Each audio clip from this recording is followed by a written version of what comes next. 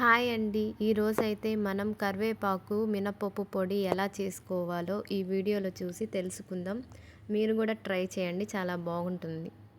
ఈ కరివేపాకుతో కరివేపాకు మినపప్పు పొడి చేసుకుందాం. 5 ఎండుమిర్చి, 2 స్పూన్లు ధనియాలు, 1 స్పూన్ జీలకర్ర, 4 స్పూన్లు మినపప్పు, 1 తెల్లగడ్డ. ముందుగా బాండిల్ పెట్టి 1 గెంటి ఆయిల్ వేసుకోవాలి.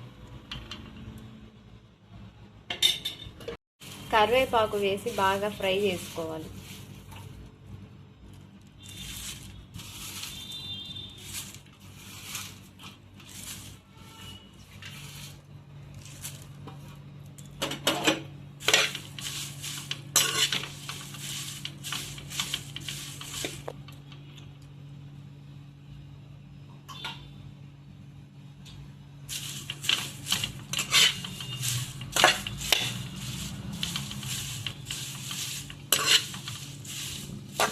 లైట్ బ్రౌన్ వచ్చే వరకు ఫ్రై చేసుకోవాలి. కరివేపాకు ఇలా కరకరలాడే వరకు ఫ్రై చేసుకోవాలి. తీసి పక్కన పెట్టుకోవాలి.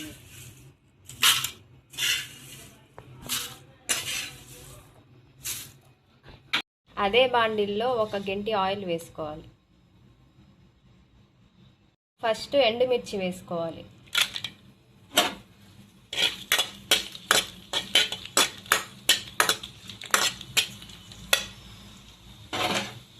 ఇప్పుడు ధనియాలు, జీలకర్ర, మినపప్పు వేసుకొని ఫ్రై చేయాలి.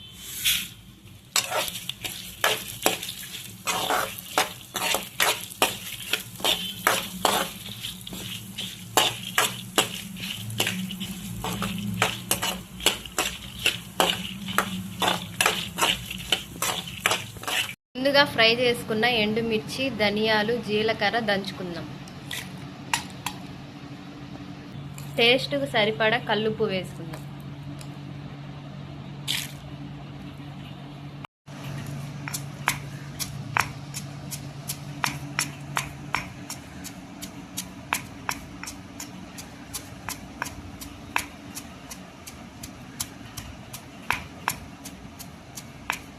ఇలాగా కచ్చాపచ్చా దంచుకొని ఇప్పుడు కరివేపాకు వేసుకోవాలి.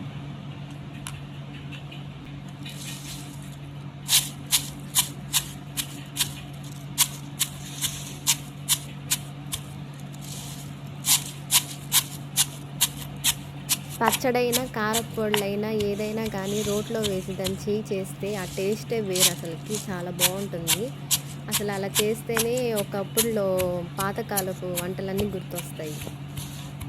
మా ఇంట్లో అయితే ఆల్మోస్ట్ అన్నీ పచ్చళ్ళు కానీ ఇట్లాగా కారపొడులు కానీ రోట్లో వేసి దంచితేనే తింటాము. అవైతేనే బాగా నచ్చుతాయి అందరికీ.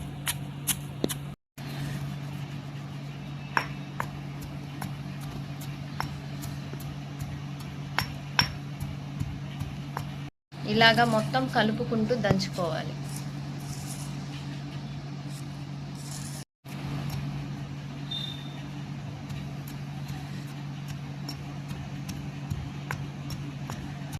ఇప్పుడైతే మెత్తగా నలిగిపోయింది. ఇప్పుడు తెల్లగడ్డలు వేసుకొని దంచుకోవాలి.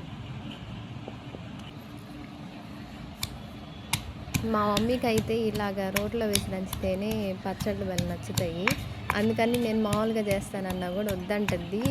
రోట్లో వేసి దంచితేనే నువ్వు పచ్చళ్ళు చేయి, పొళ్ళు చేయి, లేదంటే చేయొద్దు అని అంటుంది. ఇప్పుడైతే మన కరివేపాకు మినపప్పు పొడి రెడీ అయిపోయింది. మీరు కూడా ఒకసారి ట్రై చేయండి. ఇలాగా ఒక బాక్స్లో తీసి పెట్టుకుంటే ఎన్ని రోజులైనా తినచ్చు.